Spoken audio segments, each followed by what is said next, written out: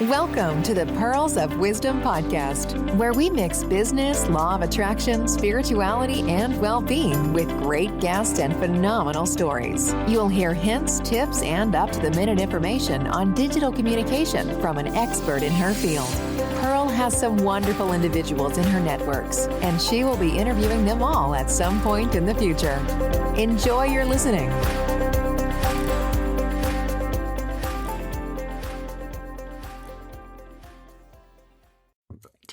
Well, hello and welcome to another of the Pearls of Wisdom podcast episodes.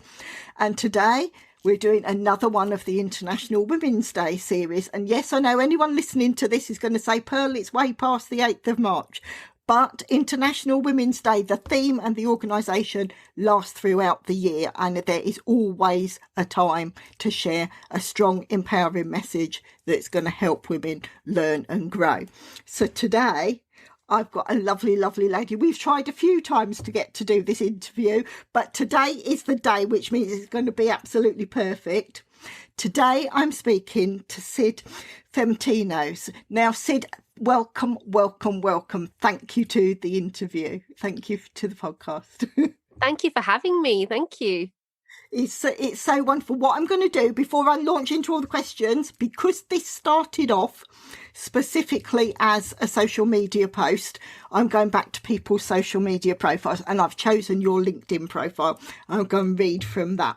And if everyone, all the listeners, you will see just how exceptional this lovely lady is.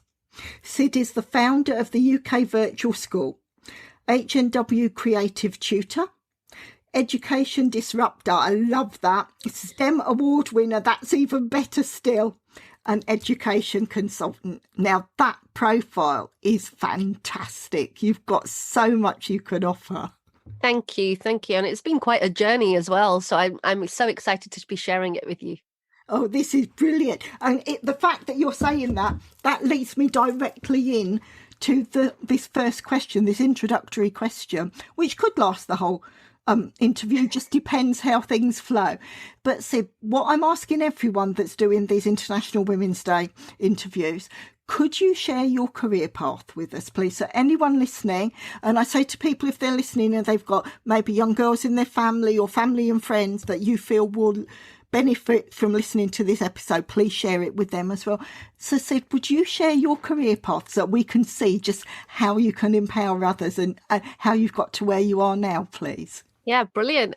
So I don't know where to start. I think I'm going to start from when I was a kid, because I've been in education throughout my entire life. And what I do at the moment is within the same sector. So I remember when I was a kid, when I was around 5 years old, and just being so excited by just the option of being able to learn. I think as you're a kid, you're very curious about the world. You want to absorb everything that's out there. And I remember being kind of inspired by facts and just anything. I loved it. I loved learning. And then I got to around 10 and my parents moved schools for me. So I went to a different primary school. And that was the very first time I received homework. Now, this is going to sound really sad, but I was so excited. It was a novelty, right? Because I had homework. And for someone that loves learning, it's such an exciting thing to get. Like, oh, my teacher's going to look at it. I'm going to get like personal feedback. This is so exciting.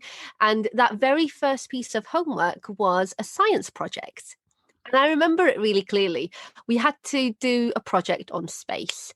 And back then, we didn't have computers and we didn't have internet. We didn't have all of this social media stuff. So we had to, I got my dad to get me some books from the library.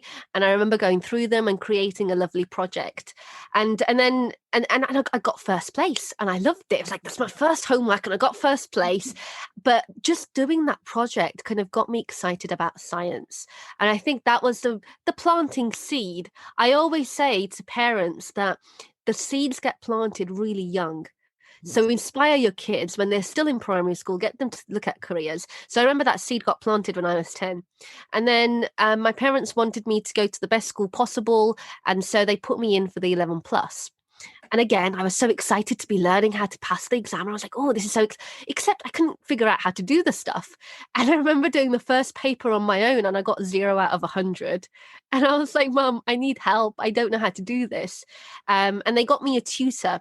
And back then, we couldn't afford tutors for huge amounts of money. So I remember having a tutor only for around 3 months leading up to the exam. And because I was so kind of absorbed into the learning, I used to go in armed with questions. And this is another thing that I still kind of tell parents is like, if you're hiring a tutor, maximize that time by getting your child to sit tests outside of the lesson and bringing the questions to class, because that's how you maximize the time. And that's how I did it. And I passed. And then suddenly secondary school, everything changed. It wasn't about the excitement of learning anymore. Now it became about competing with your peers.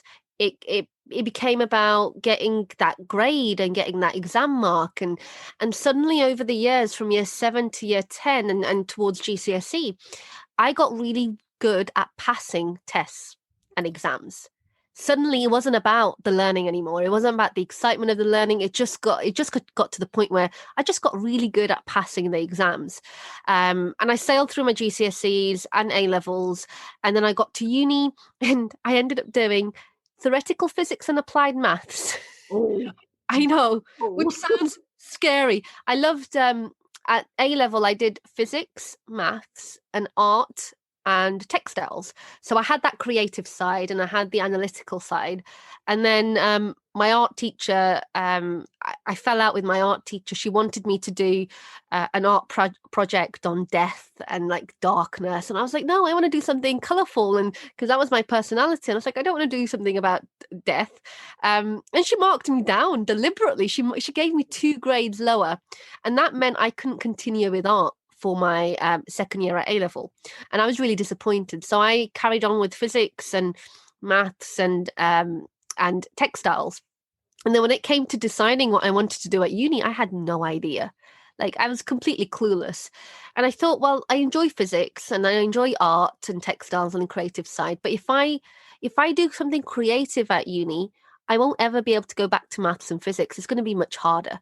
But if I do maths and physics, I can always go back to art. So that was kind of my thinking. And also just hearing people say, what are you going to do with something arty at uni? Like, how is that going to get you a job after? So I ended up doing physics and maths, and I stayed for 4 years and I got my master's. And again, by the 4th year, I just got really good at passing the exams and knowing what to write. And I remember the 4th year, we had to derive Einstein's famous equation, E equals mc squared. And I learnt 4 pages of how to do it. I didn't understand how to do it. I just learned it off by heart and replicated it in the exam. And that's how I got through my education. And then it got to the point where I was looking at becoming a teacher. So I did take a year out and I set up my own business and I ran out of my savings. And then I landed, I got headhunted for a job as an unqualified teacher. And I remember taking that up. And for the first time, I was a bit stumped because I got given a textbook and I got given a specification. And then as I started to go through it, and even though I'd done that at uni, I'd done it at A level, suddenly I realized I didn't really understand any of it. It's like all of those years of education, I just got really good at passing the exams. And I thought about all the questions that the kids were going to ask me. And I was like, I actually don't know how I would answer that because I don't understand why I do what I did. I just knew how to answer the exam question. And then over the couple of years, I realized how very little I actually knew. And the more I taught, the more questions that the kids would ask that were very kind of curious questions and things that I didn't directly know the answer to. And the more I realized how much of my education was based on passing exams, and I'd lost that love of learning at some point. Yeah. And it made me realize, and I actually looked back at my 4 years at uni and I couldn't remember a single thing because I only learnt the stuff for the exam and then it was gone. And I thought, I've just messed up like 4 years of my life where I've got a degree for it, but I don't remember anything. And it feels like a waste in some regards. And I thought, about all those kids, because as I was teaching, there were some kids I realized. So I did 2 years unqualified, and then I trained as a qualified teacher, and I worked in state and private and grammar schools. And one thing I realized was it was great. Like, school was great for kids that were able to pass the exams like I did. But then there were loads of other kids that were that were just going through the net. Yeah. That they were smart. They were very smart, except they didn't want to sit down and do the boring stuff because they found it too easy, right?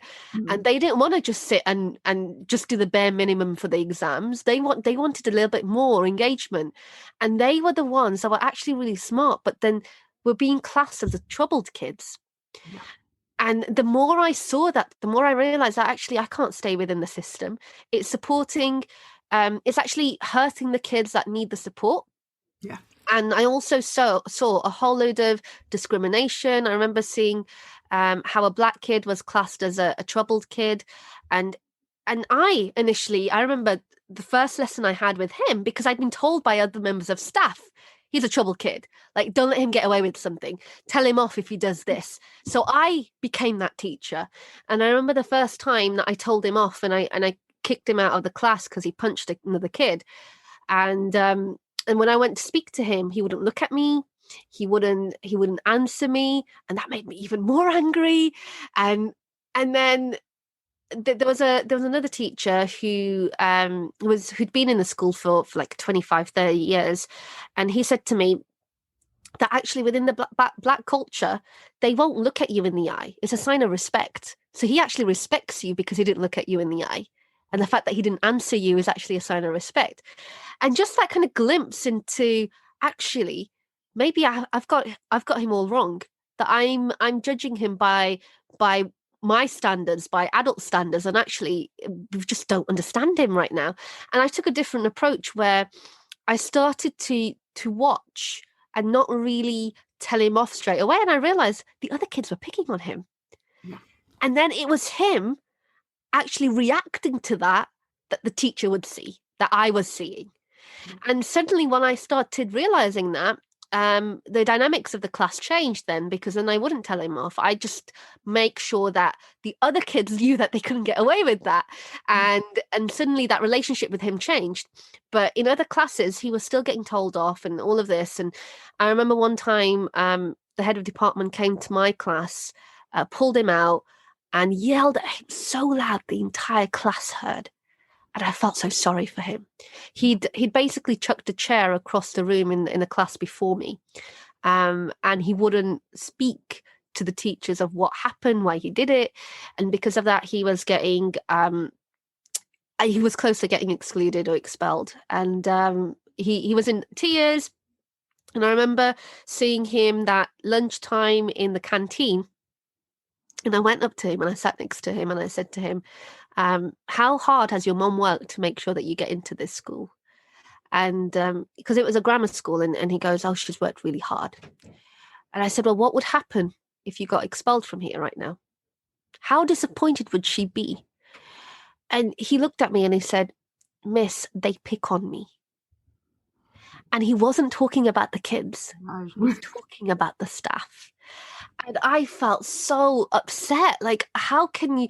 Like, he's a kid. He was 11, and he felt that from the teachers that are meant to be supporting him and helping him. And I said to him, because at that point I'd suffered discrimination at the school as well. It was a horrible place to be, and I'd already handed in my notice, and I was due to leave. And I said to him, you just got to work with it. You need to play the game. Because you need to stay in this school, you need to get your GCSEs, you need to become something to then be able to make change in the world. Because you can't, if you get expelled, that's going to stay on your record, right? And the sad thing is, I couldn't cut it out at that school. I had to leave because it was so damaging. And it just hurts me that there are kids in the system that are having to endure that and have to just take it. And the effect that it must have on a long-term basis. So I remember leaving from that school and thinking there has to be a better way. There's got to be a better way to do things. And I'd already started a business, but I pivoted that and made it all about a love of learning, and made it all about it being the focus of it being not an exam or an end result or the curriculum, but just kind of exploring and enjoying learning. What I had when I was 5, what I had when I was 10, and kind of bringing that to the surface again, and also then coaching the parents to kind of see, actually, it's not all about the exams. It's not all about getting GCSE grades. That will come. If your kid enjoys learning, that will come, right? And so that's what I've been focusing on over a decade, because I was still doing it while I was teaching, just not that much, because I thought if I could find everything that I needed in a school, I didn't need to do anything outside of school.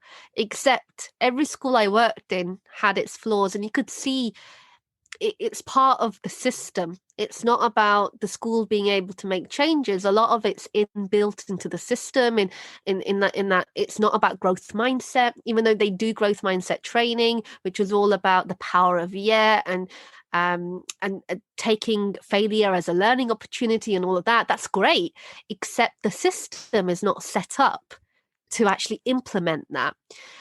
So you can have this amazing training, but if the system is flawed and it doesn't have, I do think it's outdated. It's set up in an era where they needed people to conform and they needed people to be trained up in a certain way. And now the 21st century isn't about that. It's about innovation. It's about creativity. It's about seeing the world differently. And those very kids that are going to be the innovators of the future are the ones where they're being failed by the system.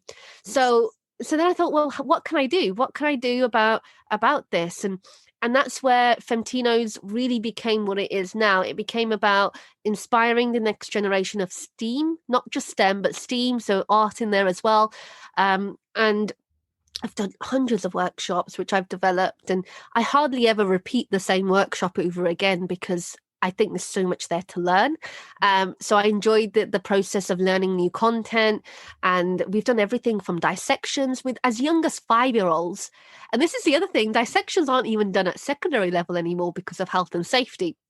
But what I've learned is if you actually give kids the responsibility and you get them excited about something and you tell them the consequences of what happens if they don't pay attention, because they could actually cut off one of their fingers, and you kind of give them those guidelines and you give them the responsibility, and they live up to it. Like, kids live up to expectations. If you expect them to mess up, they will mess up. If you expect them to be able to get through a dissection and be able to participate, they'll get through it. And I've done loads of dissections with kids as young as 5, where they've dissected brains and hearts and lungs, and it's always exciting.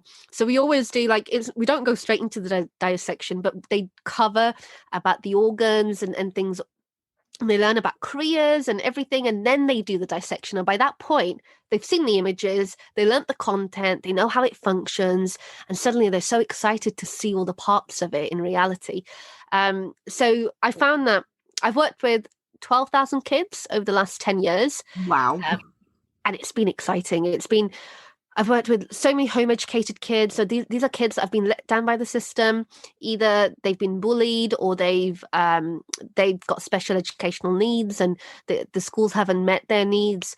And sometimes parents feel like they can do a better job at home, and a lot of the times they do, because they're able to provide that one-to-one support. So I've had the pleasure of working with so many different types of kids, and I still do. But what happened when COVID hit was everything had to stop, because suddenly you can't do the hands-on workshops anymore. We couldn't meet up, and I tried to do things online, and they didn't work, because it's the whole premise of Femtinos was hands-on creative learning, and there's only so much you can do online, and I couldn't physically send out the equipment to them.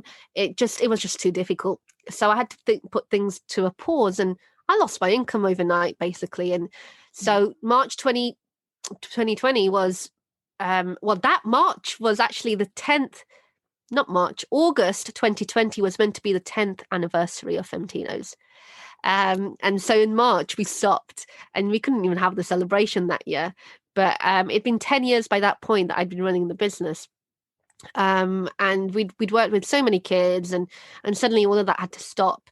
And it took me until May. So what was that? March, April, May. So 3 months 3 months of kind of trying out different things. I tried teaching online. I started up a YouTube channel, Learn with Sid, where I did a live every single day, and I had kids watching and taking part and sending me pictures. Then I did some online courses, and I tried everything just to see what would work. And nothing really was working that well. And then I remember so it's Ramadan right now, and this time last year, I remember taking a month off for Ramadan and going, right, I need time. I was exhausted because I tried so many things and it wasn't working. And I remember taking a month off and thinking, okay, I just need to slow down because my body can't cope with trying to do so much. And then after Ramadan, I remember coming back to work, even though in my house, coming back to work and kind of going, right, I need to think about what's next. And I had an idea. I thought, what if I set up an online school where it's not about the creative learning, but it's just about the curriculum learning, but we do it in a different way and we demonstrate how it can be done differently. Because I knew, even though I was working a lot with home educated kids and I was working with kind of thinking outside the box and all of these amazing stuff, there were still parents that wanted the curriculum. Like, I couldn't get away from that. They still wanted curriculum content. And as much as I think that the curriculum is outdated and all the rest of it, there's still a thirst out there for it because people want their kids to go through the system and they want them to get their GCSEs and be able to do well in life, which is fair enough. And I thought, well, what if I set up a separate business and it's an online school and we cater for specifically home educated kids that actually their families do want to follow the curriculum? Because there's loads out there that don't. But what about those families that do want to follow it? How could we demonstrate a different way of doing things? And I had my experience from school where I knew growth mindset wasn't being implemented properly. The kids were competitive. They were competing against each other. I didn't like that. It should always be about competing with yourself and not with each other. And there were always cases where kids were clearly in the wrong class because they hadn't understood the concepts from the year before, and yet they were being moved on, even though they didn't quite understand the content and they were being pushed into another year. And prior to COVID, I was working for the LEA as well, where I would work specifically with kids that were behind in school. So I'd go in and support one-to-one. And I remember working with one particular child who was in year 6, but he was working at a year 2 level. Right. So he'd been let down all of those years, and all of those years his mum had been pushing the school for support and he didn't get any. And I remember the first class, I went in and I observed. So the first lesson, they wanted me just to observe him because they were doing something important in class. So they didn't want him to miss it. And I just observed, and they had a TA, a teaching assistant in the class. And I just watched, and she would do the stuff for him. She didn't allow him to think. She would go there and she'd go, oh, no, you do it like this. Like, they were folding a piece of paper. He folded it wrong. So instead of going, right, have another go, she went and she did it for him. And then he was doing fractions and he got something wrong. And instead of explaining where he'd gone wrong, she went and did it for him. And I was like, that's why he's been let down, because he's not being allowed to think for himself. And then the session after, I took him separately and I worked with him on a one-to-one basis. And all he said to me was, I'm really bad at maths. I can't do maths. I just can't do it. And I said, no, you can. You can. You haven't done it the way that I'm going to teach you. And I was like, what subject do you like? And he goes, art. I said, okay, let's do an arty maths. We're going to do graffiti maths. And we got a big sheet of paper, we got some felt tip pens, and I wrote some sums in like a graffiti fashion, and then we did some basics, and he was really at a year 2 level. He didn't know any of the basic stuff, and we kind of built on that, and slowly and surely he started to make progress. And it's kids like that where they go through the system and they haven't properly understood something and they're left behind. And so I wanted to create a school where it catered for all of these needs, where it wasn't about putting them into age groups, but more about matching them to the right ability. Yeah. So they were challenged but not overwhelmed.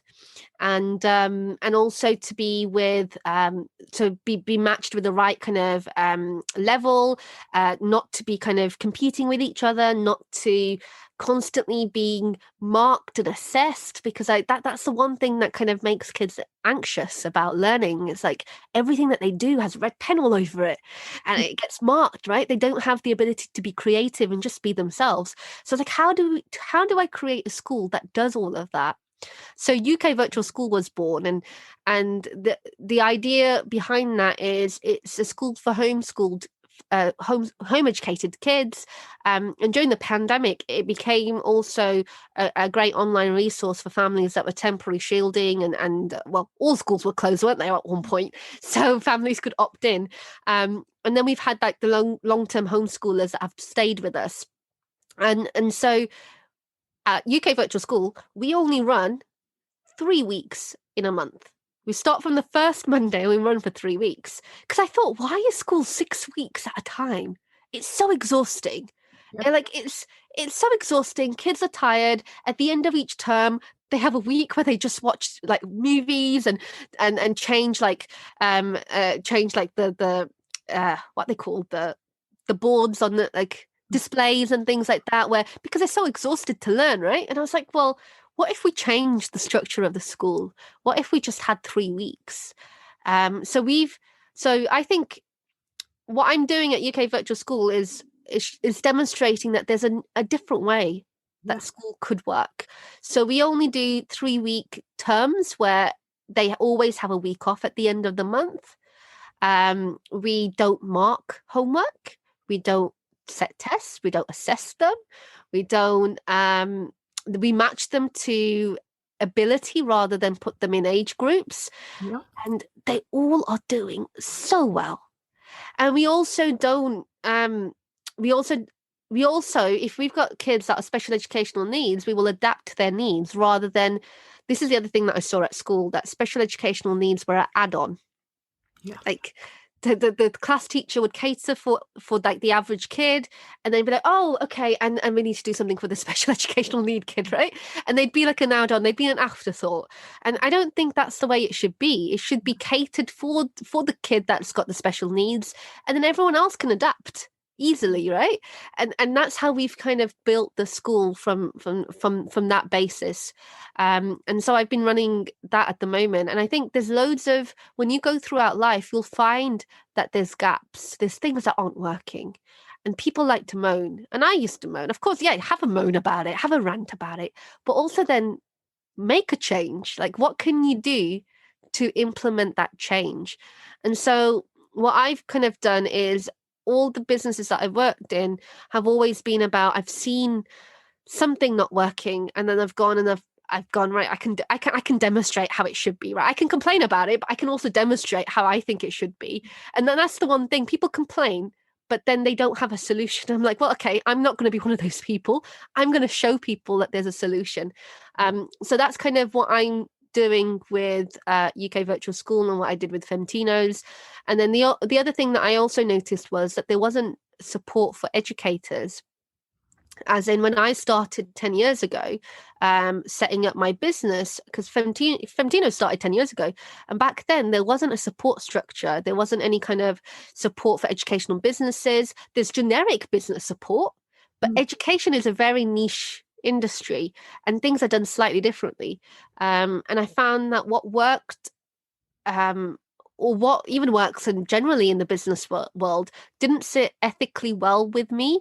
Like, one of the things that they're taught in marketing is to look at your competitor really closely, right? And to kind of assess your competitor, to pretend to be a customer, to get all the details. And to me, that doesn't really sit that well. I'm like, well, no, like, I don't want to do that. So like, the way that I've always done it is, I've always found what the issues are that the clients or the customers are facing, and you just find a solution for that. And having that conversation with them during that process, they will tell you naturally. They'll be like, oh, we've tried this and this and it doesn't work because of this. So they're doing your competitive analysis anyway for you from that perspective. And so I found that there's lots of things that I've picked up over the 10 years that I thought actually these would be really valuable for other businesses or other teachers turned into entrepreneurs or turned into like education businesses.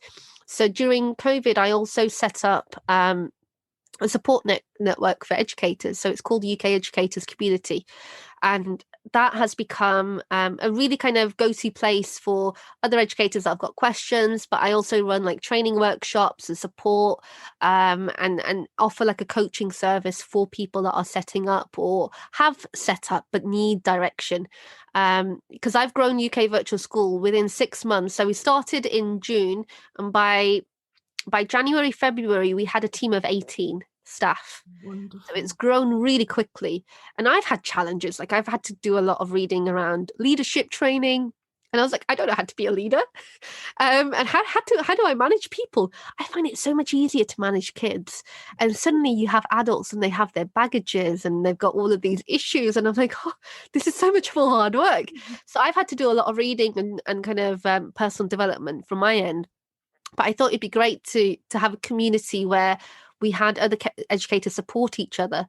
So UK Educators has been set up for that reason.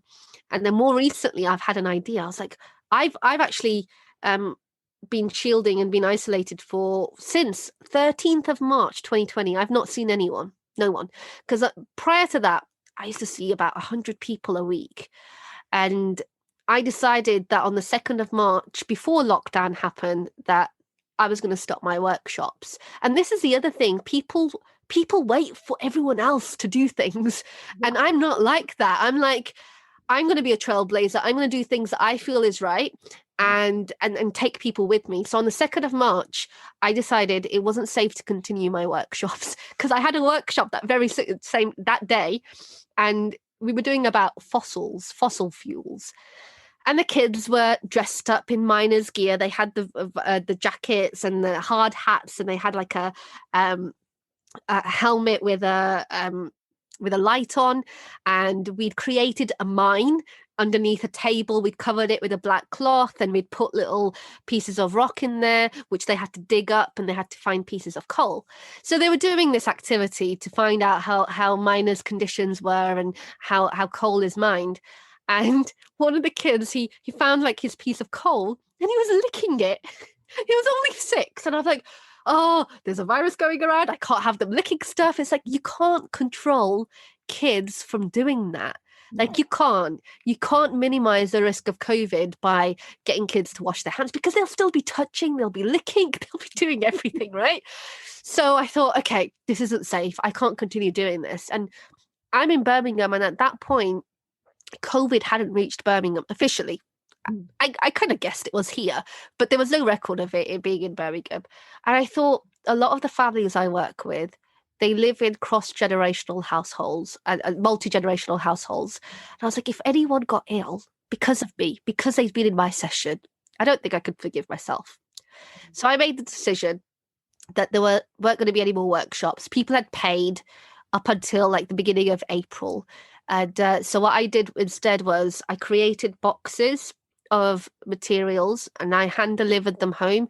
I think it took me like 8 days to create the boxes, and then it took like 8 hours to hand deliver them around Birmingham. It was a bit of a nuisance, but I thought it's the safest way to go ahead. And by the 13th of March, that's when there were talks of a lockdown. We were all set up to do some stuff online. Like I'd already told the parents, we're not going to have any workshops. Give me some time to put some boxes together. And they all thought I was a bit mad, but they didn't say anything. They all thought I was a bit insane. They were like, oh, it's just a bit, it's not going to get to Birmingham. And then 13th of March, I remember being sat outside my local supermarket, my local groceries, actually. I went that day, and it just felt, I got some stuff and I sat in my car and I thought, this is probably the last. I don't know why I felt this. I was like, this might be the last time I see this place in a while. I remember thinking that to myself, and I was like, no, it can't. I'll probably see it in a few months' time. It'll be fine. And little did I know that would be the last time I'd be seeing it in a very long time, because I haven't been to that store in over a year now. And then so I did my sessions online and for a couple of weeks, and that's when lockdown started to happen and everything kind of kicked off. And I'd already released an hour-long video, I think in the first week of March, saying, guys, you got to stay at home. Like, this is dangerous. Like, I'd done my research. Me being a scientist, I went and I got all the sources, and then I put them all in my live stream. I was like, these are all the sources that I've looked at. And I think you need to be taking this seriously. Like, stay at home. Don't go out if you need to go out, unless you really need to go. And so, because I've got a lot of parents that respect me, they started to take precautions, and they started to pay attention, and they started to restrict going out. And then lockdown happened, and then we weren't allowed to go out. But like, I'd like to say that maybe I saw it coming, but I don't think I was any more prepared. I was for a few weeks because it kept me busy doing the workshops, but after that I wasn't prepared. Like, I was like, oh, I don't know what to do now. But I always say to people, don't be afraid being the first one to say something or to do something. If you feel it's right, go for it. Because people need leaders. And even though I don't think of myself as a leader, I just think of myself as being really opinionated and having opinions and thoughts on everything. And those thoughts might not be shared by everyone. And some people get offended, or some people don't like it, and they will challenge, and it's fine. I'm happy to be challenged on ideas.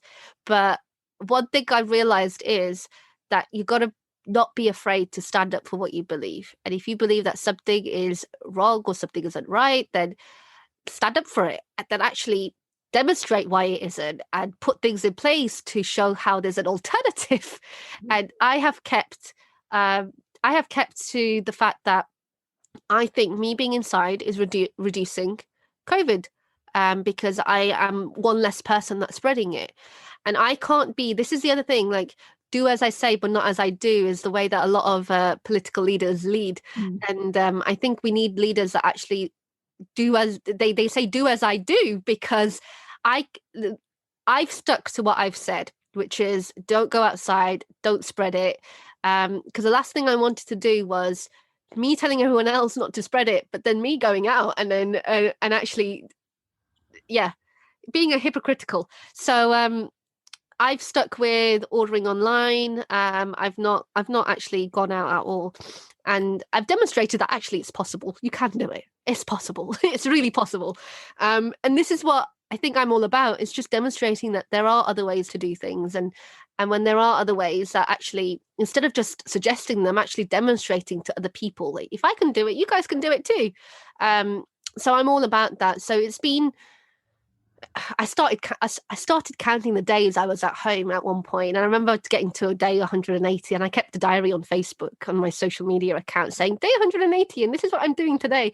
And then at some point I stopped. But it's been well over a year now that I haven't seen anyone. And I've kept myself busy by doing all these projects and trying to make a change, even if it's just from my laptop. But through UK Educators at the moment, I'm thinking end of next year, end of 2022, I'm hoping it should, if everything goes well, it should be better in terms of COVID and restrictions and things like that. Even though we're opening up now, I'm not so sure whether we'll be opened up for very long. But I'm hoping by the end of next year it should be better. So I've set up a retreat for the educators, because they've worked so hard this past year. So it's going to be a business and cultural retreat in Marrakesh. And we're going to be hopefully going for, they've got an option between 5 or 10 days, and the 10-day one, we're going to go to the desert as well. And so we're hoping that that's going to be possible.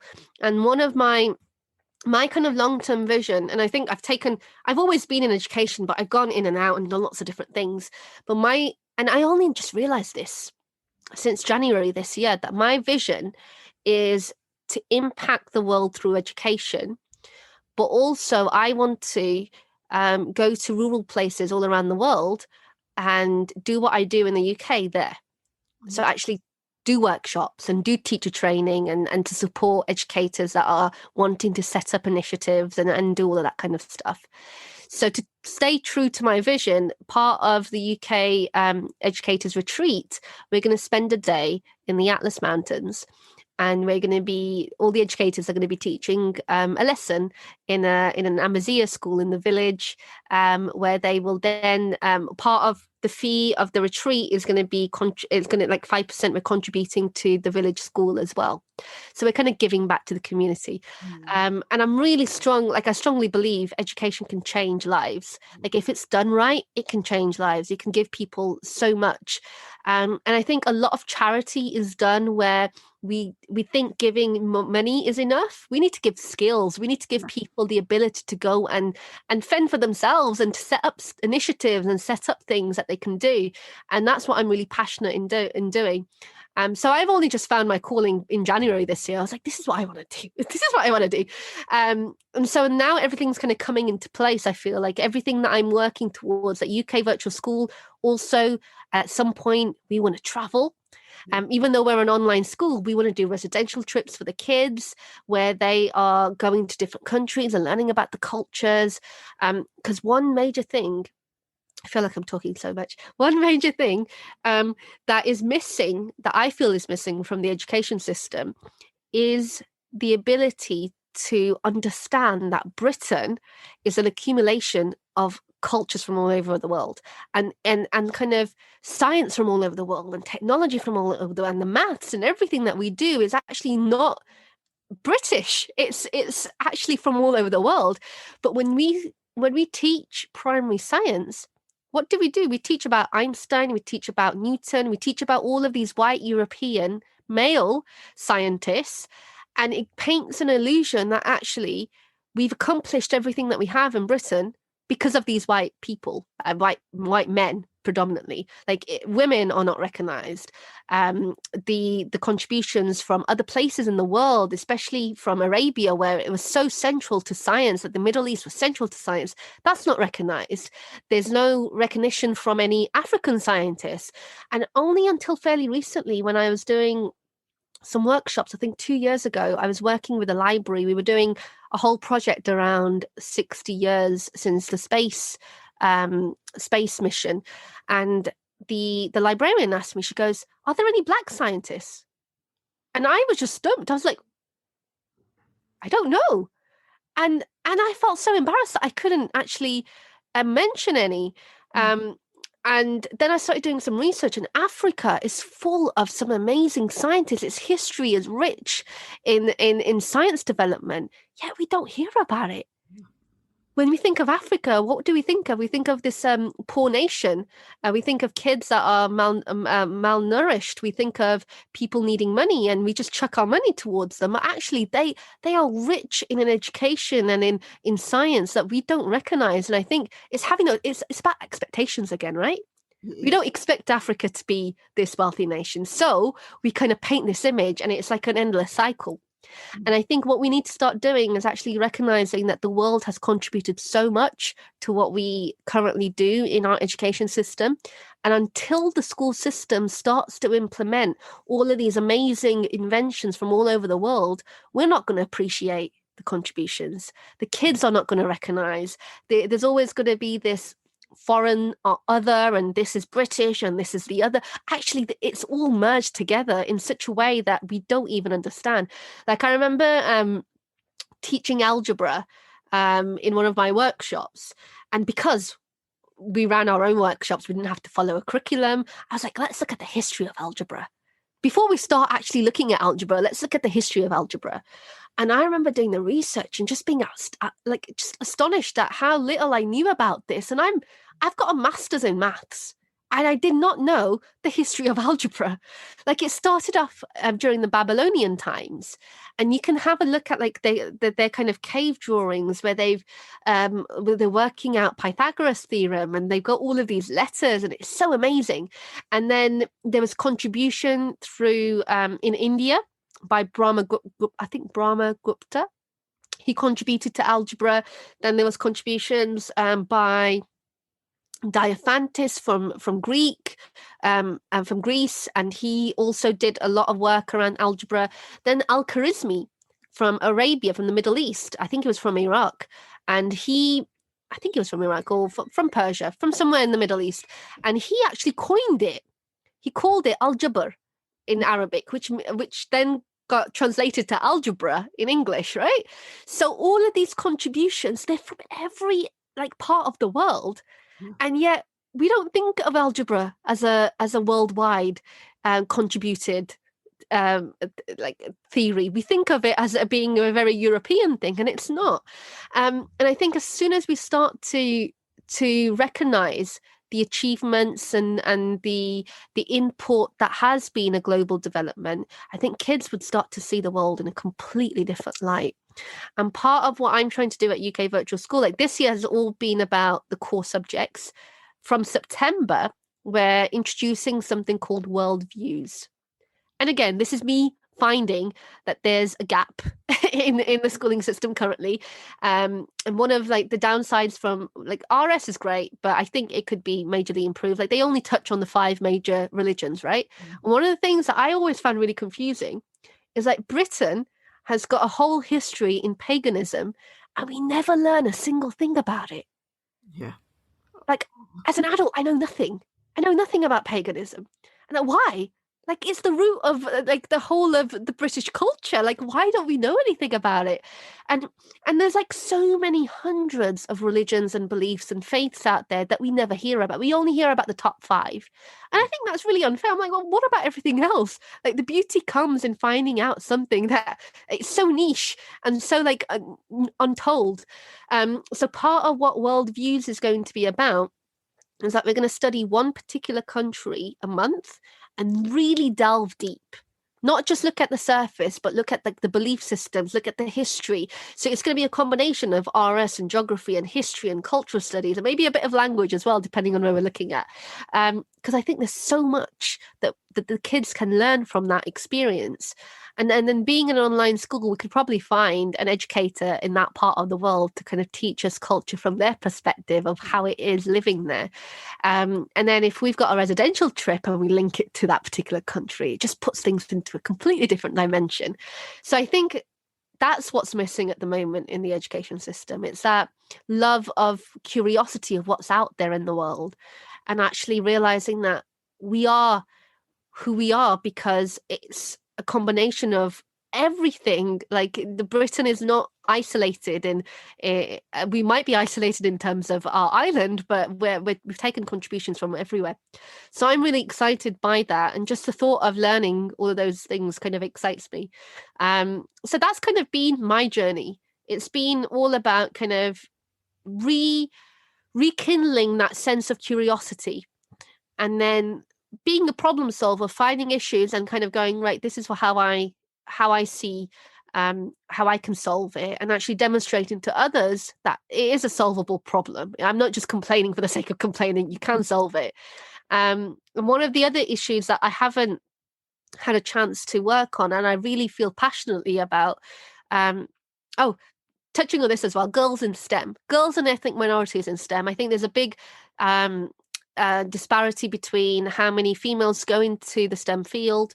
So I used to run a radio show for 2 years in a community radio show, which was in an ethnic minority area. It was a radio show that was completely around science, and I called it Science with Sid.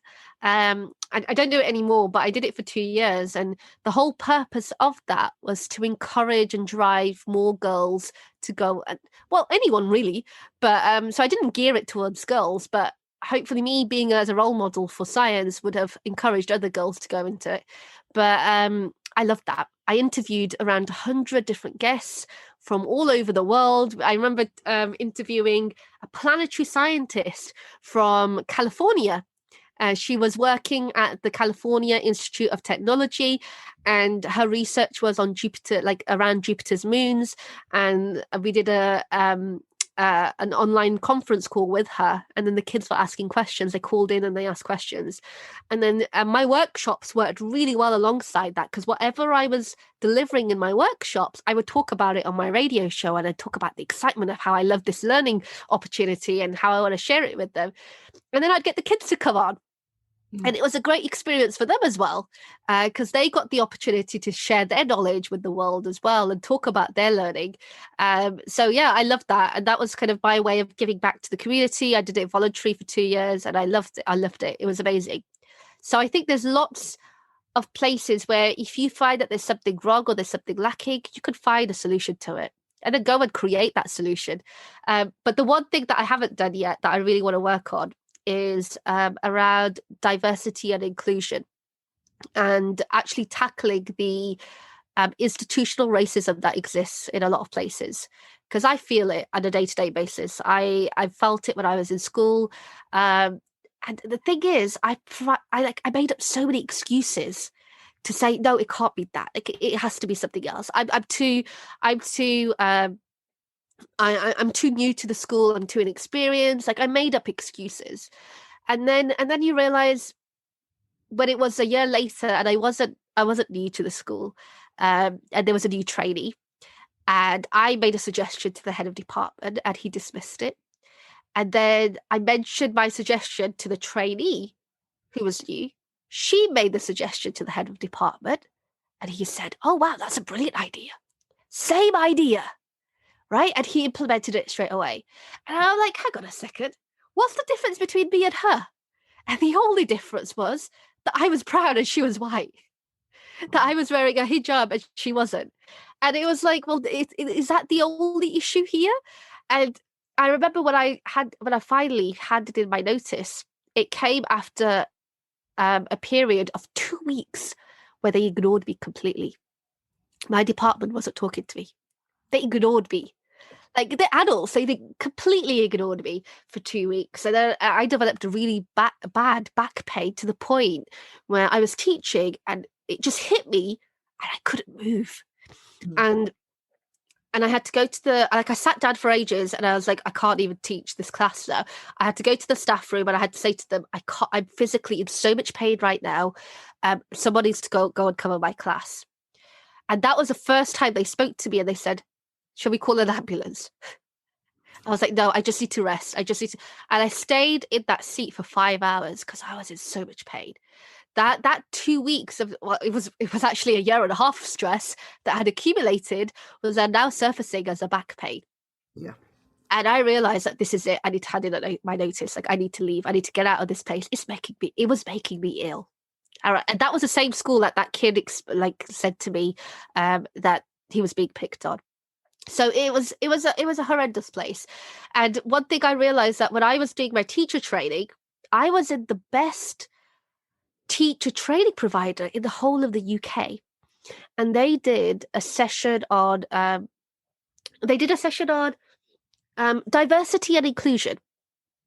I got really excited. I thought, this is going to be about, because Birmingham's so diverse, right? I was like, this is going to be about looking at each other's cultures. I'm going to be learning about stuff that I don't know. It's going to be amazing. And I was disappointed. Like, the entire, like, it was a half-day training. The entire training was challenging my faith. That's basically what the training was. I remember, like, one of the scenarios, and I was the only Muslim in the entire cohort. One of the scenarios that they put forward was, and it shocks me. They said, a kid has lost his grandfather. He goes to the funeral in Pakistan. What should we do? Right?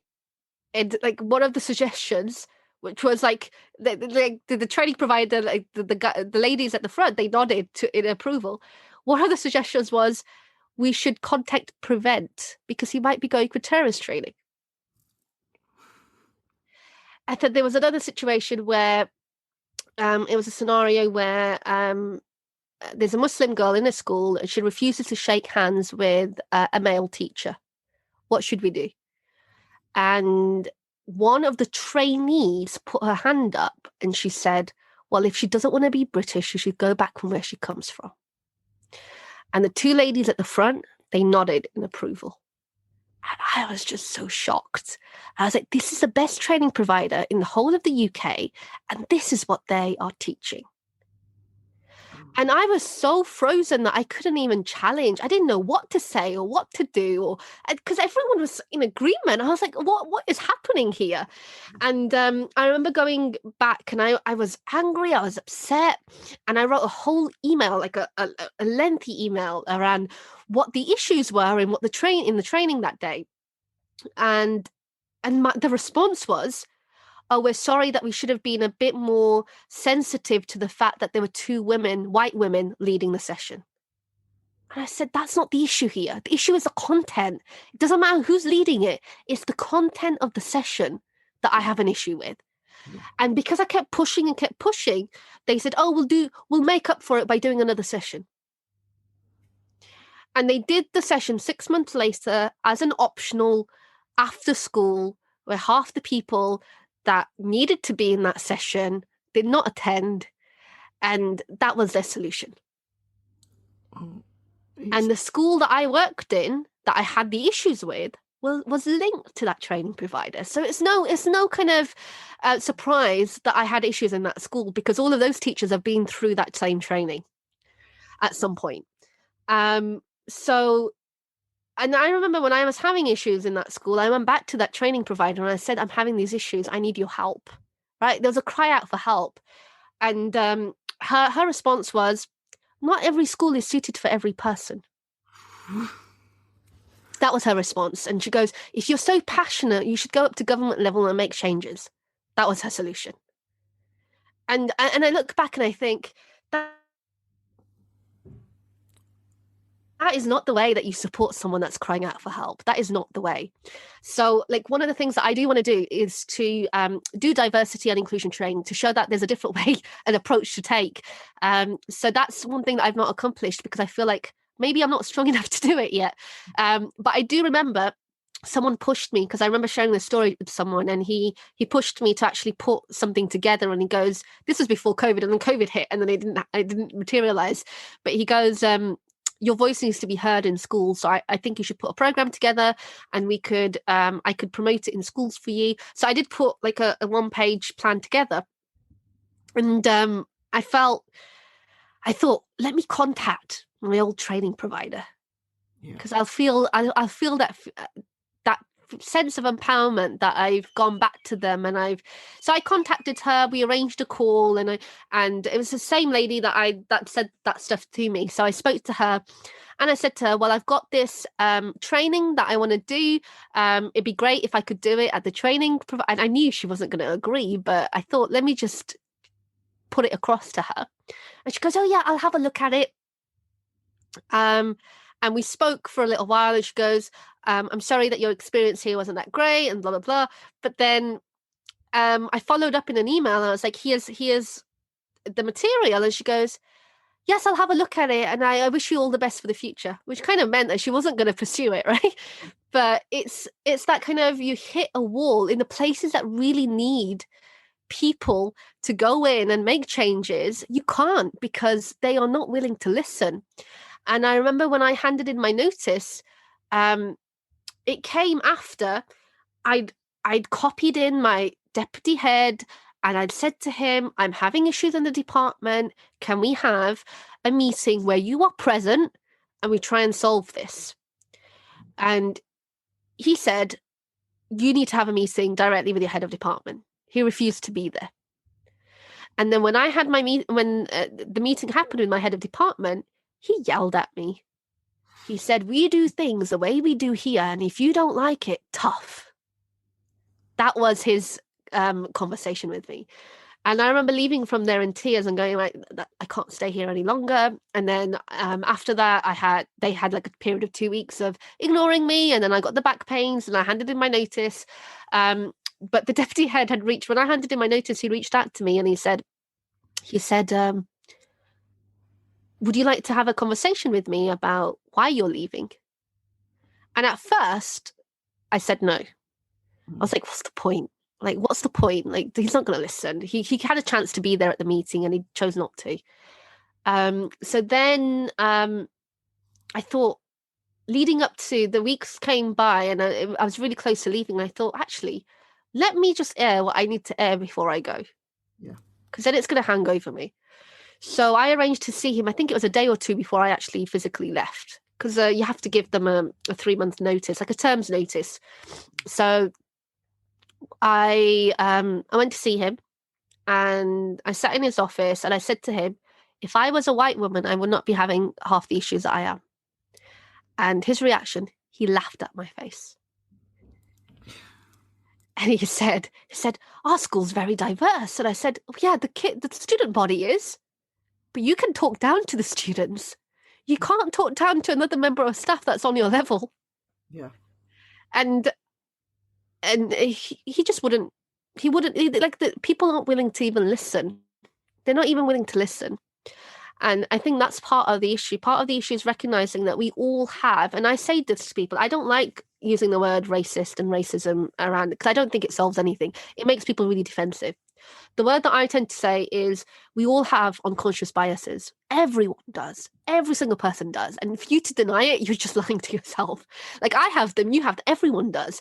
And I think the first thing that we need to do is to recognize what those unconscious biases are for us to then make sure that we're not acting on them, right? And to minimize acting on them.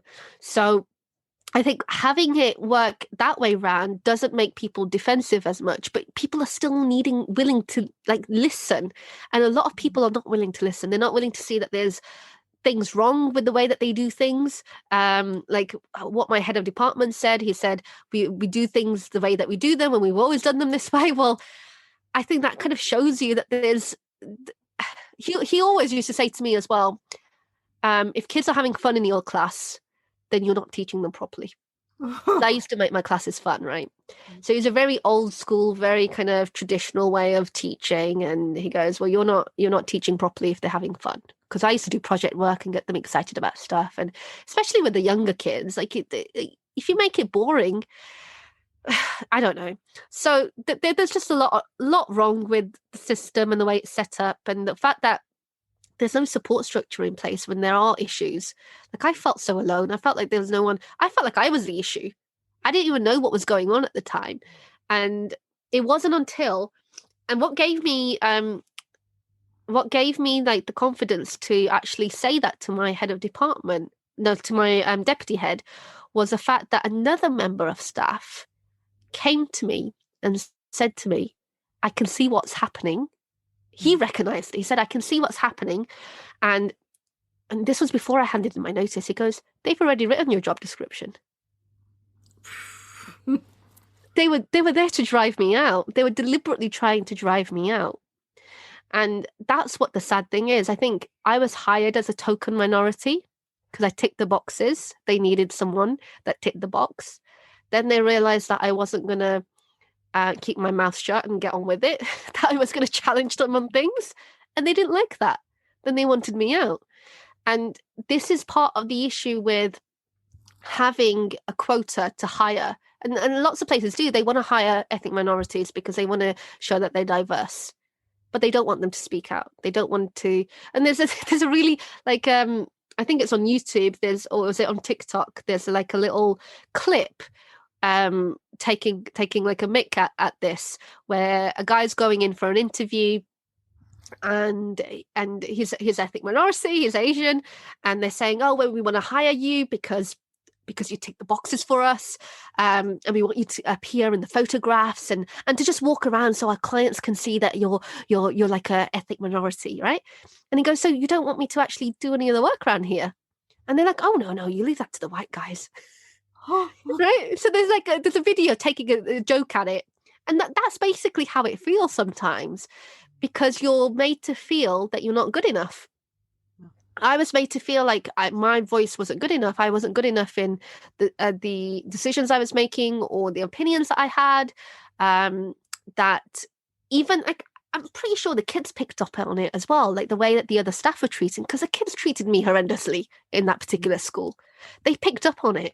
And there was this notion that, like, I remember once my head of department, he just turned up randomly in my class. Just turned up randomly to observe my lesson and kept interrupting and saying, I hope everyone's behaving, or I don't know, he kept making remarks. And afterwards, I challenged him. I said, well, why were you in there? And he goes, oh, I had a complaint from a couple of kids. And I was like, well, why didn't you come and speak to me then? He said, oh, I didn't get a chance to speak to you. But you had a chance to come into my class. You could have emailed me. Like, there was ways around, right? And it's this notion that I'm not good enough for you to speak to me. Like, you have to, no, this was his excuse. Oh, I was trying to provide you with support. It's support when I've asked for it. It's support when I need it and I've asked for it, right? It's not support if you think you're providing me with support and you're kind of pushing it on me. That's not support. And it's this notion where I'm not able to even think for myself to know what kind of support I need. Yeah. It just makes you feel so powerless. So there is work that I want to do around that, to kind of empower people to get other organizations to see that sometimes they don't even realize what they're doing. Yeah. And the expectations that they have of certain people can also then feed back, because if they've got low expectations, then that person's not going to live up to that. So yeah, that's what I think my future plan is going to be in that area that I want to work on. But I think I've pretty much summed up everything now. You are absolutely fantastic. Do you know that that's your message that you have shared? Inspirational, inspiring, empowering to anyone listening. Yes, we're talking about this for International Women's Day, but it should empower absolutely everyone. And there's loads of things that I've taken away from this. Like when you said in schools that people, when they teach about maths and science and everything, and they just talk about white scientists. And I thought, well, I mean, because that's when you said that, the first thing that came into my head was unconscious bias, like you were saying, because you've got whole generations that are growing up with this idea because they haven't been stretched to see what their background is. I mean, I remember my daughter's another lover of maths. I'm afraid I'm the English student, she's the maths student. And she came back and she was so excited. Her birthday is the 12th of May. And when she found out it was the same day as Florence Nightingale, and she was so excited when she'd been taught that, and to remember and to have role models for girls. And everything you've said, I've got like goosebumps, because your story and your passion, you can change the world. You really can, with the ideas you're putting forward. And this is what I'm saying to every listener. Make sure you share this episode with as many people as possible. Because, yes, you were treated appallingly, and that is awful. I think women across, no, doesn't matter where we're from, we're treated differently. Both you and I, we excel in a STEM orientated subject area genre. I do IT and digital. Now I will go in, and that's why, all right, lockdown has kept my hair, my colour's changed a little bit, but normally I try and keep it blonde, and I go into an IT technology and it'll be literally C-suite down. I'll be the only female, I'll be 5'2" and I'll be blonde, and they talk down to me.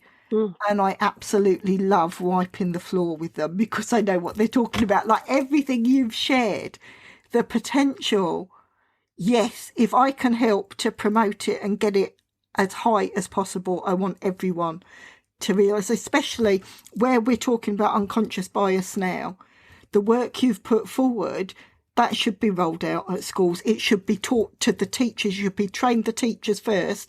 But it is something that should be at infant school upwards, so that children are taught not to have any bias, or if they have, they need to understand and recognise it and see where the teaching has come from and stop it. Because, like, sorry. I was going to say, I don't even think that the kids need to be taught it, because they pick up on what the adults are doing. Yeah. Kids don't naturally have a bias. No. They pick up, and if they see an adult teaching or treating a kid differently, they'll start to treat that kid differently as well. That's what I've noticed. So I think it's really about giving the adults the real training, and then you see the effect it has. It is, and I think it's wonderful. And the whole idea, what you've done through COVID is such an exemplary idea, and learning to pivot. And this is where I wanted everyone to listen and see, when you have a career change, like you said, you sat there for a while and you thought, a lot of people's income disappeared when we were shielding and everything stopped. But we've got the likes of Zoom, we've got online. You can teach to a global audience and share, and you can bring that into your virtual classrooms and actually interact. And it's fantastic. That gives a length and breadth to studies that you don't get in what you'd say the normal classroom environment, because you're just not taught that.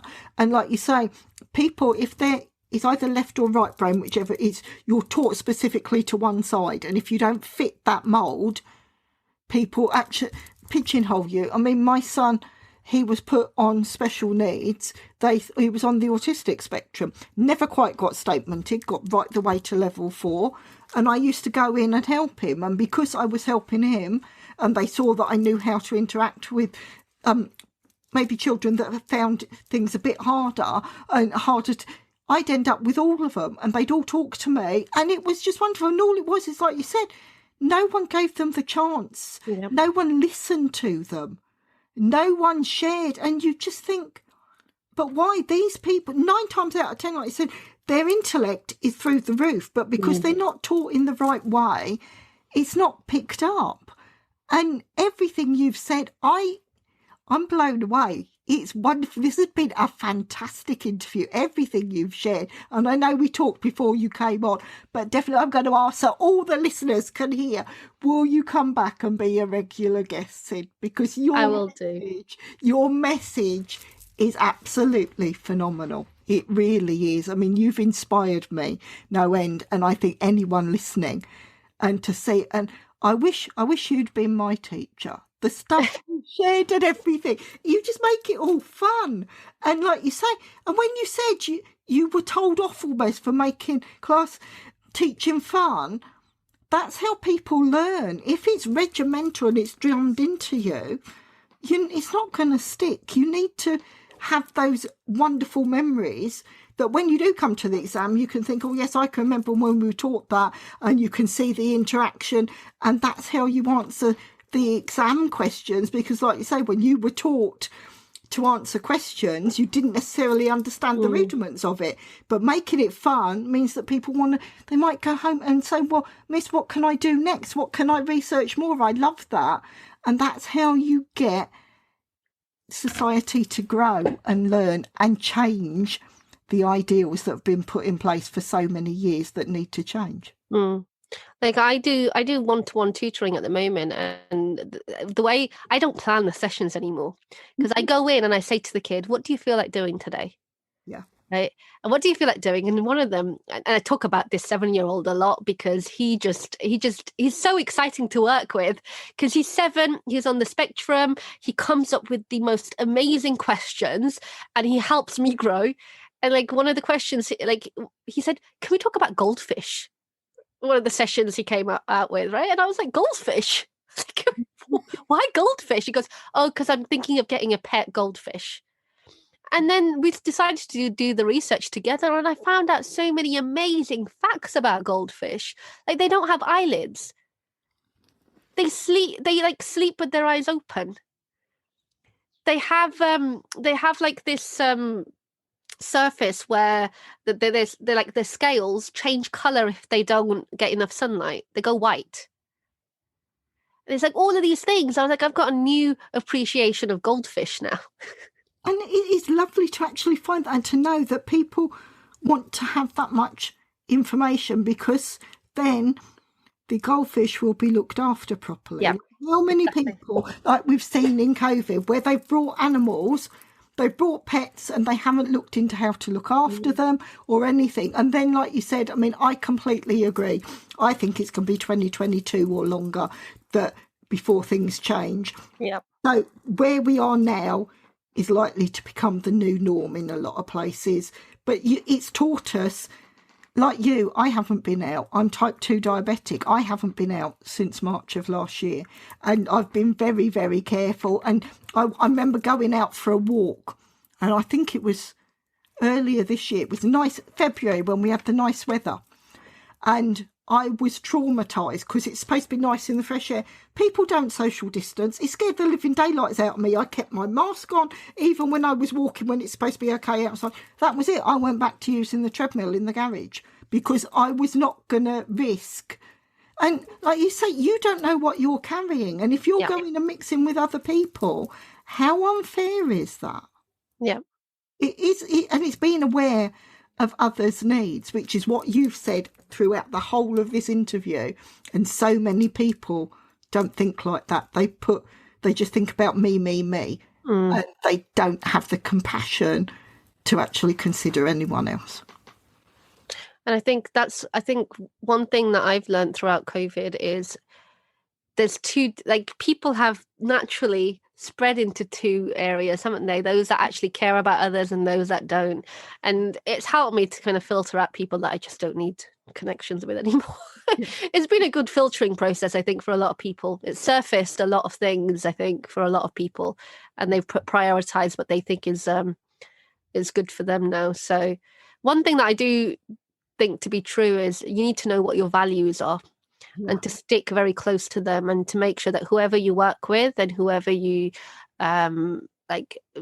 decide to work with has to have those same sort of value sets, and friendships as well, same sort of value sets. Otherwise, it just doesn't work.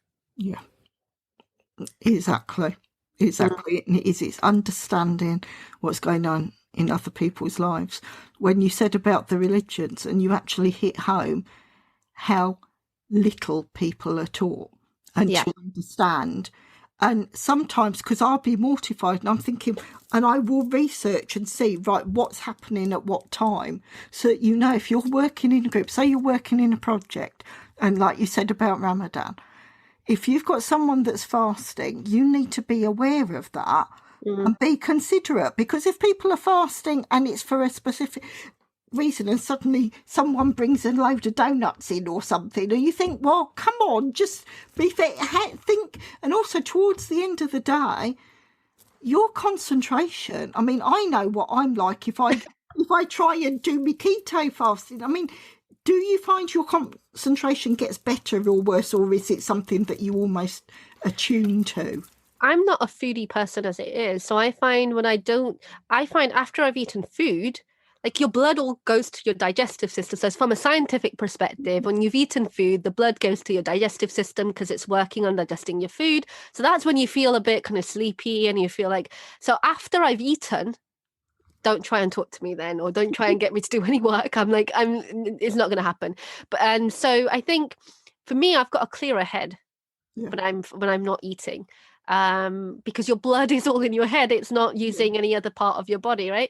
So I think even when I'm working on a normal basis outside of Ramadan, I try and push lunch until I know I can take 2-hour break, and because I know my head's not going to be in the right place after I've eaten. So I normally skip lunch as it is on a normal day anyway, so it's not too bad. I think it's more the lack of water for me. Especially when I'm teaching online. Like, I did a 3-hour training for businesses last Wednesday. Then I did 3 hours of tutoring straight after. That was painful because I talk, as you noticed. So that was exhausting. And then not being able to drink water. But yeah, the religion thing as well. Each culture will have its own input into the faith. So you can look at the stereotypical faith, black and white, but in each part of the world, that faith will be practiced differently because the culture has an effect. So this is why I'm so keen on looking at a country and then looking at their belief systems, because their belief systems are going to be different, and their dress codes are going to be different, and the way that they eat, the way that they do things are going to be different, because their culture is going to have an influence on that. And I think that's what's missing from RS. Like, we just look at it isolated, but no one follows a faith isolated.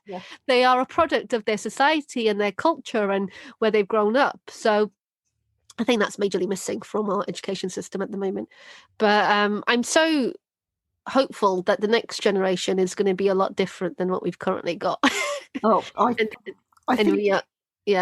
I think almost, say, the last 2 generations have changed dramatically, and to see the way people integrate and they get on and support each other. It's the adults, like you said, half the time it's the adults that cause so many of these problems.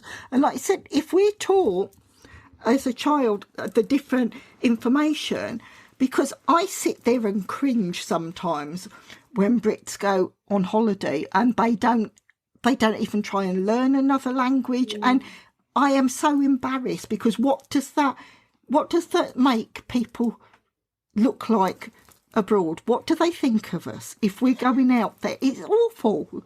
But I think it's also like the language we've become accustomed to use. Like if you're a British moving abroad, you're an expat.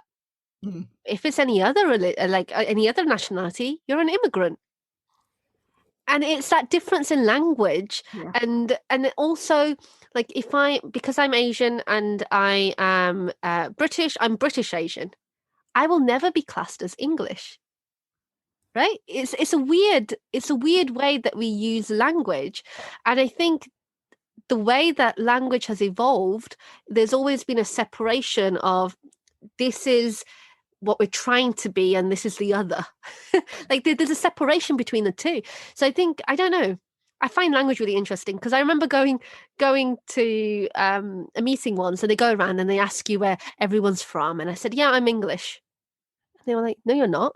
I'm like, yeah, I was born in England, I'm English. But they weren't having it. And it's interesting how language has morphed into what it is, and the labels that we use on people and how we use them. And I just find it so fascinating that and maybe that's going to change as we go forward. But going back to like special educational needs, I find it so sad that lots of people dismiss kids because they've got special educational needs. And then when other kids see their treatment, then they're going to start treating them like that as well. And I think it's really important that you don't make so much emphasis. Like when I did the workshops, we had kids with disabilities, we had kids on the spectrum, and they were made to feel part of the group. And we didn't have to teach the other kids to teach them like to react a certain way, because they'd see the way that we are with them and they accepted that, and they were like that with them. And one thing that I did with my workshops, I always had kids age 5 to 14 in the same class. Mixed age ability. And people are like, oh, that doesn't work. It definitely does. It definitely does. Because the younger ones are the ones with the creative curiosity. They get the older ones thinking. The older ones are able to then able to help with the younger kids, because their dexterity skills aren't yet there. So it works so nicely. And then it becomes about collaboration and not about competing, which is what I've always wanted to do with the kids. When they're the same age, they want to compete. They're like, you started off where I started off. They think in terms of ages, right? But their starting points are all different. But if they can visibly see we're all different ages, then there's no starting. They don't compete with each other. They don't even think about competing. And I think that's what's really nice about being able to break away from the norm and do things differently.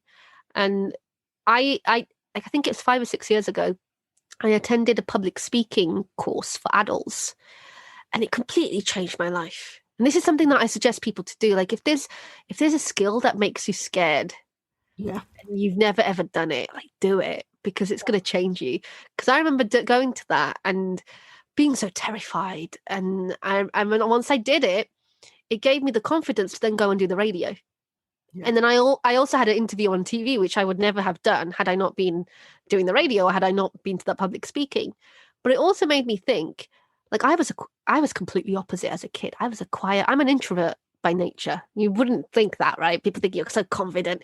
Like I'm an introvert. Like I can stay home and I cannot talk to anyone. It's fine. But then when I'm given the stage, or I'm in an interview, or I'm doing a workshop, I put on an act that this is Sid, right? And people this is how they know me. So I was a very quiet kid at school. I never spoke out, never put my hand up. Well, if I did, I really need the answer. But I would never like take part in discussions or stand at the front and talk. And I thought, if we give kids the empowerment to have a voice when they're really young, they will go on to do amazing things. So one of the other projects that I started was Little Speakers Club. This is it though. I start up so many projects. I literally need a team that is able to then continue the project so I can move on to another one. But I started up Little Speakers Club, and that was with that exact mission to kind of empower kids to have a voice. And one of the kids that came to that Little Speakers Club was 14. She had special education. She had learning difficulties. and her mum had pulled her out of school because the teachers didn't have high expectations of her. And she didn't say much for the first couple of sessions of the course. And then it was only a 6-week course. And then we came to developing our own speeches. And I said to her, you write something that you're passionate about. The 5-year-old wrote about water. She goes, there's chemicals in the water, and I'm passionate about that. So I'm going to talk about that. So she did.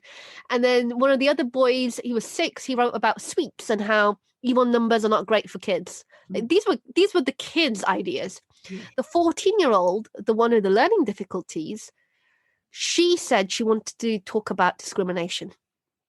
Wow. This is a kid that the school had given up on and said that she's not capable of doing anything. She wanted to talk about discrimination. For someone who doesn't understand anything, apparently, understand discrimination. Yeah.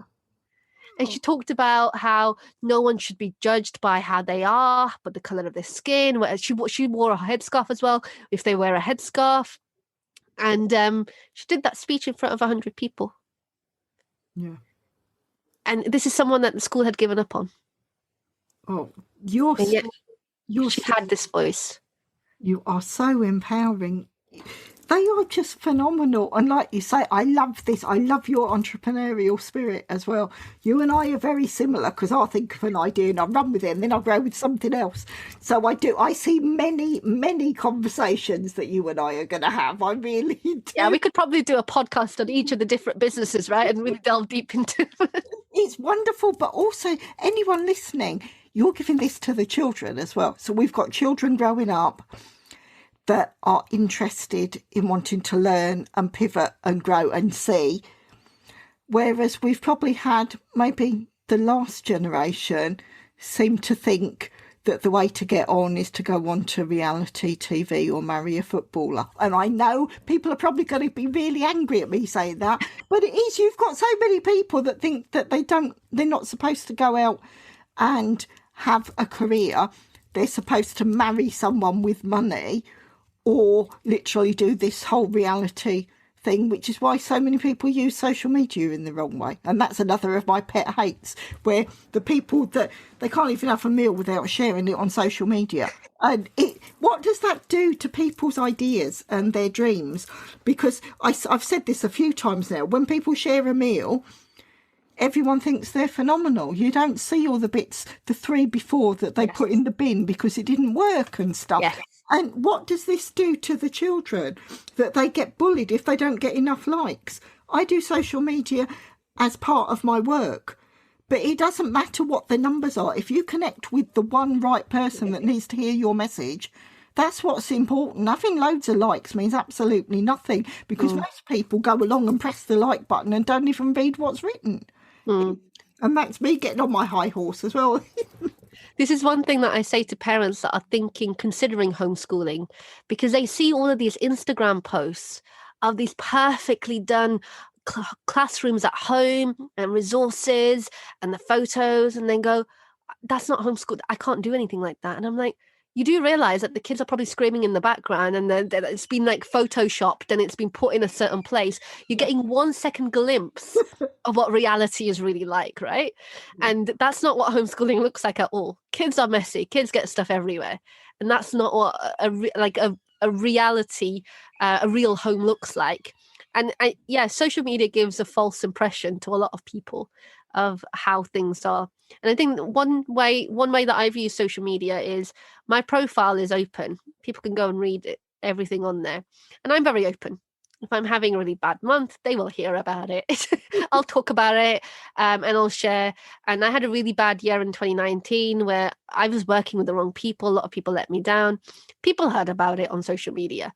I don't mention names, but I'll talk about situations where they haven't been great. Yeah. Sometimes people see your success and they go, she's had it easy, right? But they don't realize it's like that iceberg model, right? Where you've got the tip of the iceberg at the top and then you've got the rest of the iceberg at the bottom. And people don't see what's at the bottom. And I try and share some of what's at the bottom in even the businesses that I work in. So with the businesses, the educators I work with, I share the good parts and also the bits that haven't gone so great, and I'll tell them like, this has not been so great, these are the issues that I've gone through, And people appreciate you. People buy people these days. They don't buy an ideal anymore. No. They buy genuine people. And I think if you can relate to someone and you form that bond with that person, you've made that change. Like as educators, we make impact one child at a time. Yeah. And that is enough for me. And when we're going to be doing that retreat, there's only going to be like a small amount of kids in that school that we're going to be impacting. But for them, it's going to be an amazing thing for people that have come all the way from across the other side of the world that are going to be teaching them. They're going to love it. And then we're going to donate like our resources there. And then they're always going to cherish those, right?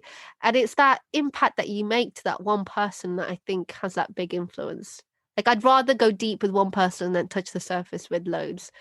And initially, I was touching the surface with loads, which is how we got to 12,000 kids. But as the years went on, I started to work with small amounts of kids, smaller groups, but on a longer term basis, because I knew I could make bigger impact, and then they're going to go on and make that impact. But even the kids where I taught them one time, like I remember our famous poo workshop, where they basically learn about the digestive system, they learn about their teeth, everything, the foods that we eat, and then they make poo with real food. But we go through like the entire digestive system, and then we have like a cup at the end with a hole, which is representing the rectum and the anus, and we push the food, they push like the lump of food out, which basically looks like poo at the end. And they remember that. So even the kids that have just come to that one workshop will talk about that one workshop for years around the dinner table, and I'll hear it from the parents. They'll be like, yeah, they're still going on about it. So I know we have impact. I've made impact on the kids as well that have only come to one session. And it's nice because a lot of the kids, when I first started working in Femtinos, they were like 4 or 5, and now they're like teenagers. Yeah. And you kind of see them grow up and you become part of their family, and it's nice. It's nice to see that transition, and they become young adults. And I'm really looking forward to seeing what they go on to do, because I haven't seen that yet. I haven't seen them. Well, when I taught in a college, I've seen those kids go on to uni and then become like take senior roles in management and all sorts of things. But to see someone from a very young age go all the way across will be amazing, I think, and just to see the impact that they have. It's a shame that I can't keep a record of all of that, because it'd be so interesting to see what they end up doing. But you are going to be able to follow some of them, if not all of them, and just think that's going to be a fantastic book where you literally write about that story and show exactly what you've done. I mean, that's almost the memoirs that you say, right, when it's time I'm going to have a longer break now, that's when you write everything you've achieved, because it's phenomenal. It's wonderful. I'm loving listening to all I won't call them stories, because they're not, they're treasures. They're what you're actually sharing. And I think everyone listening, they are going to be impacted by so many things that you've said, and it is absolutely wonderful. And I have just seen the time, so I am going to close. I'm going to close this interview down. I could talk to you for hours and hours and hours. I am loving this, and I know that the listeners will. But I'm going to go back to the International Women's Day, and I'm going to ask the question that I've asked every single one of my guests. Sid, what does choose to challenge mean to you? I think choose to challenge for me means to challenge the norm. Yeah. Like, there's so much out there that we've just accepted because it's always been the way it's been. And I think it's time now to have new ideas, new innovation, and to challenge the norm. Yeah. And to challenge people, and to challenge what we've come to know, and to challenge ourselves as well. Yeah. Oh, that is wonderful. And that is just a phenomenal message to end on. And like I've said, and I'm saying to the listeners, you've heard Sid say she will come back. She'll be a regular guest. So there will be lots of wonderful discussions and lots of pearls of wisdom shared. So thank you, thank you, thank you. It has been wonderful just listening to the treasures you have to share. So thank you, Sid. Thank you for having me. Thank you so much. Thank you for listening to the Pearls of Wisdom podcast. We hope you have enjoyed the content shared. Please share with others who would like to enjoy these interviews and discussions. If you would like to support the podcast, please follow the link in the episode description. If you want to be a guest on the show, reach out and let's discuss next steps. Until the next time, enjoy your listening.